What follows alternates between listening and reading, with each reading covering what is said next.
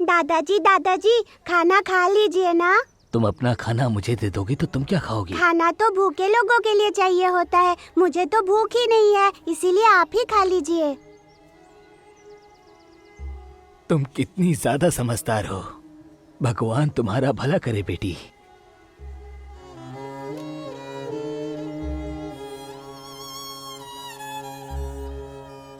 दादाजी, कहाँ जा रहे हैं आप? तुम्ही ने तो कहा बेटी, खाने की जरूरत भूखों को होती है, पर मैं भूखा नहीं हूँ, मेरी बेटी है। मतलब आपको भूख नहीं लगी है क्या? मैं तो भूख बर्दाश्त कर लूंगा, पर मेरी बेटी को भूख लगी है, वो बर्दाश्त नहीं कर पाएगी।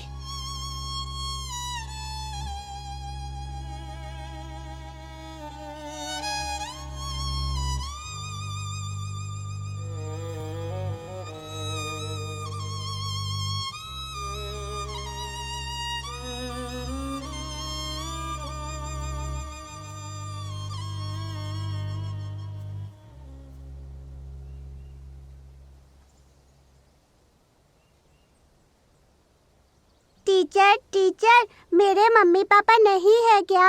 वो क्या कहीं चले गए हैं? बेटा, वो अपने मम्मी पापा के घर गए हैं।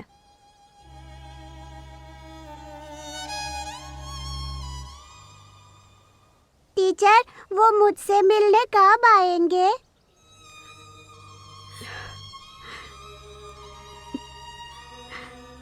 आएंगे बेटा, आ जाएंगे, बहुत जल्दी आ जाएंगे बेटा।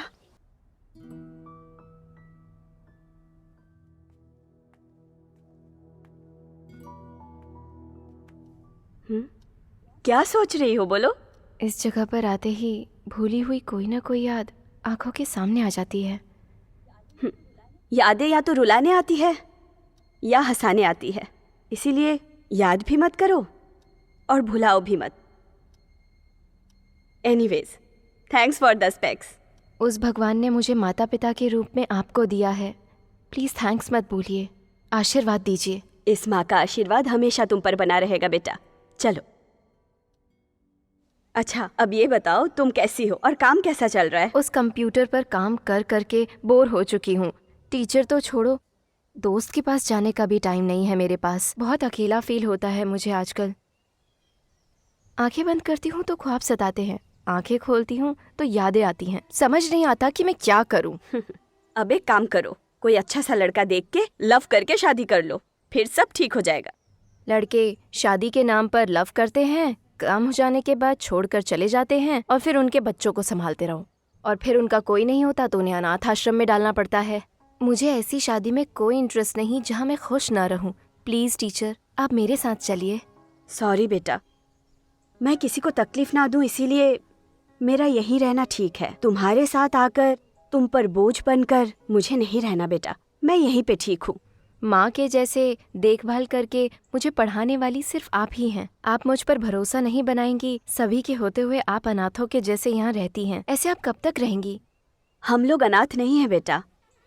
पैदा करके जिंदगी देकर माँ बाप छीन लेने वाला वो भगवान अनाथ है। सब कुछ होकर भी हिम्मत ना होने की वजह से अपने बच्चों को अनाथ आश्रम में छोड़ देते हैं। वही लोग अनाथ होते हैं।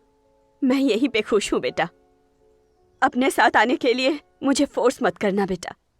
इस आश्रम में जितने भी बच्चे हैं ना, उनकी जिंदगी संवारना ही मेरा उद्देश्य है। मैं नहीं आ पाऊंगी। सॉरी टीचर, मैं सिर्फ आपके बारे में ही सोच रही थी। इन बच्चों का तो सोचा ही नहीं। आप भी नहीं होंगी तो ये फिर से अनाथ हो जाएंगे। मुझसे ज़्यादा आपकी ज़रूरत इनको है। मैं चलती हूँ। Bye teacher.